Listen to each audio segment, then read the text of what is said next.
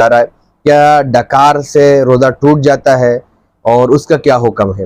دیکھیں یہ بات یاد رکھیں کہ اگر ڈکار حلق تک آ جائے اور منہ میں نہ آئے اور خود بخود وہ حلق سے نیچے واپس چلی جائے تو اس سے جو ہے روزہ فاسد نہیں ہوتا اور نہیں ٹوٹتا ہے.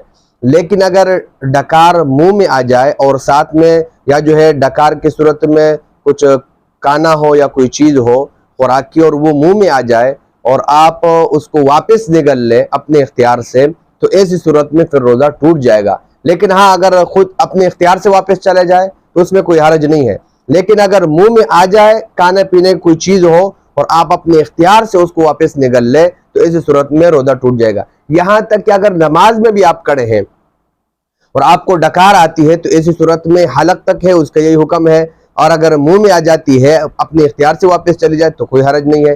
لیکن اگر منہ میں آ جائے اور آپ اپنے اختیار سے اس کو واپس اس کو نگلتے ہیں تو روزہ ٹوٹ جائے گا. اس میں بہتر یہ ہے کہ نماز کی حالت میں عمل قلیل کے ساتھ یعنی تھوڑے سے رومال وغیرہ لے کر اس میں جو ہے آپ تھوک دے یا وہ کر لیں، منہ کو صاف کر لیں، یا جو ہے ورنہ تو اس کے لیے آپ نماز توڑ دیں اور ڈکار جو ہے آپ اس کو پھینک کر آ جائے، دوبارہ جو ہے آپ نماز پڑھنے لگ جائے. تو یہ ڈکار کے حوالے سے جو ہے مسئلہ ہے.